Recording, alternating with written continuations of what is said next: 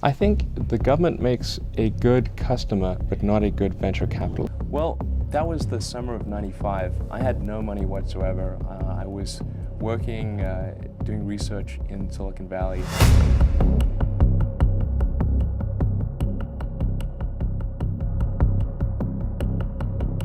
SpaceX, the space exploration powerhouse, is about to celebrate its 20th birthday. But like most great stories, it started with humble beginnings.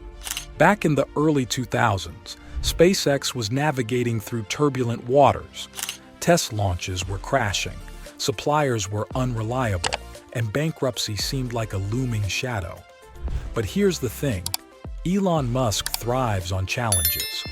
Our story begins in October 2000, when Elon Musk, the same Elon who later co-founded PayPal, found himself in Sydney, Australia, watching the Olympic Games with his girlfriend.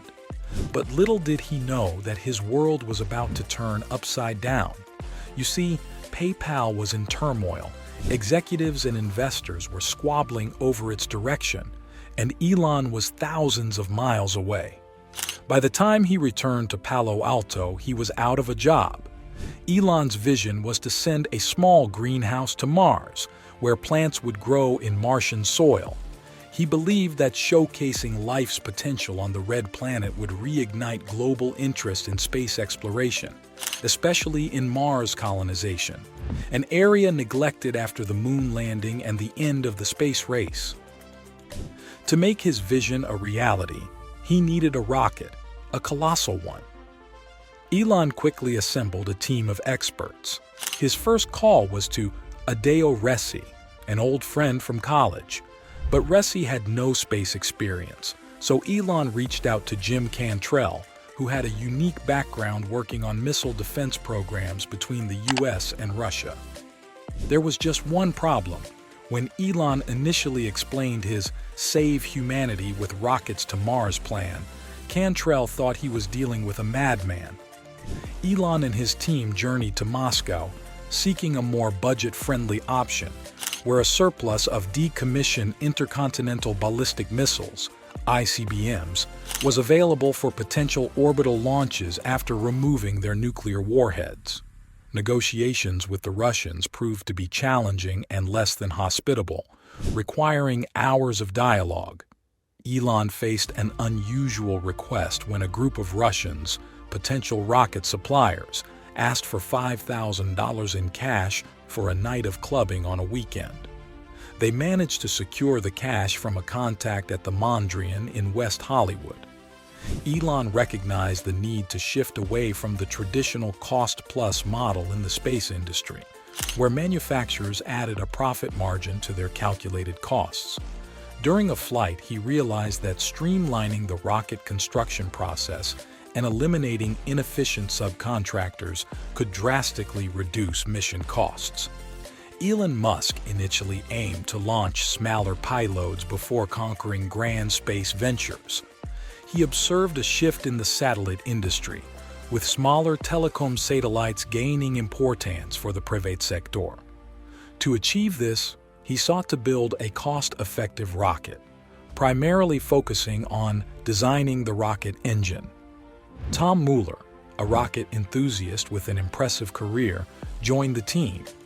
His expertise and the creation of the Big Falcon rocket, BFR, generating 12,000 pounds of thrust, impressed Elon in 2002.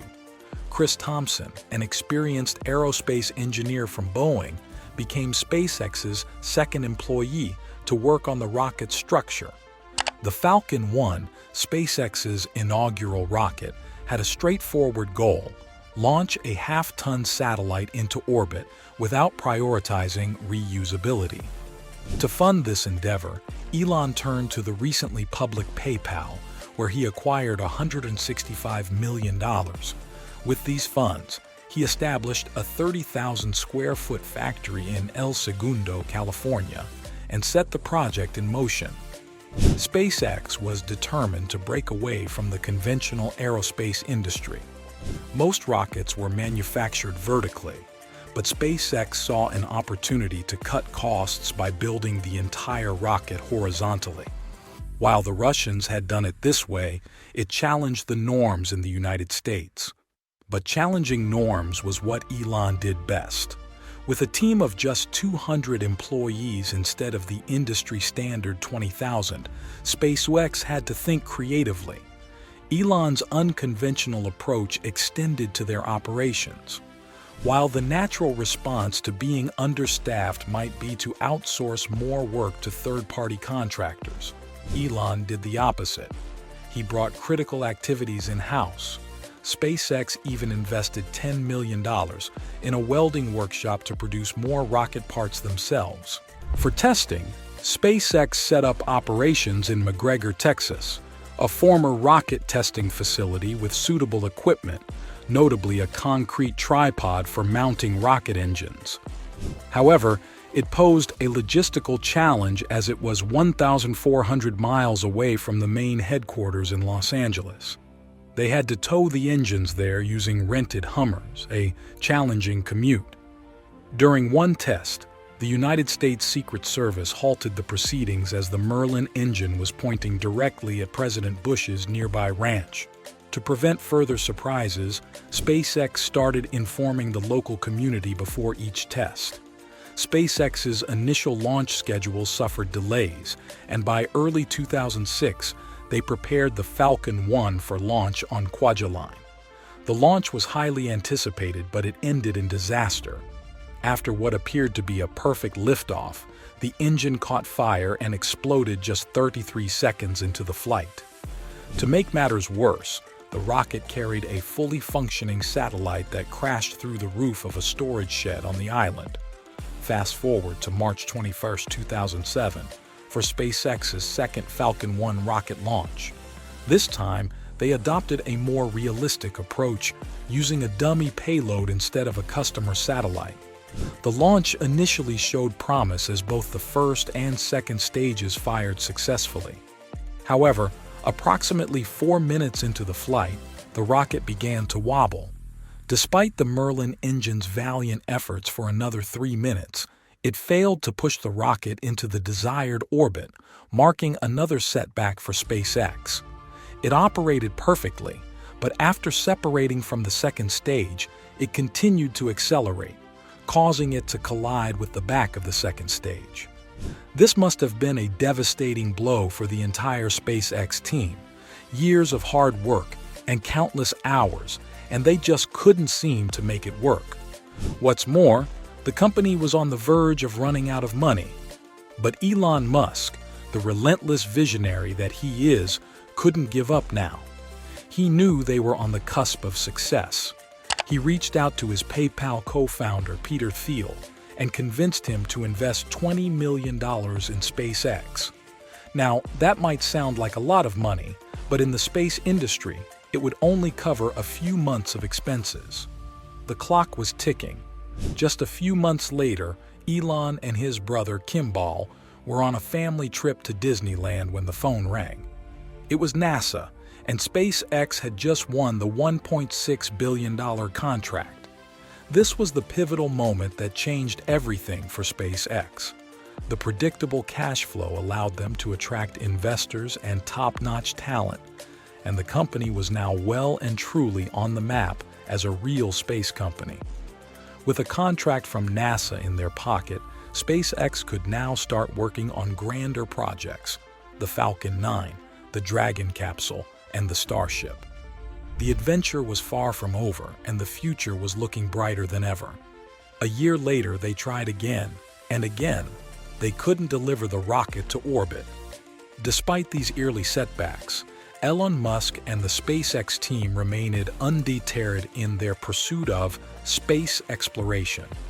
The failures served as valuable lessons, teaching them that the path to success in the aerospace industry was not an easy one.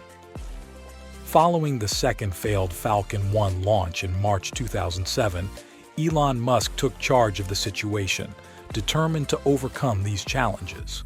He knew that success in this industry required relentless dedication, innovation, and unwavering commitment.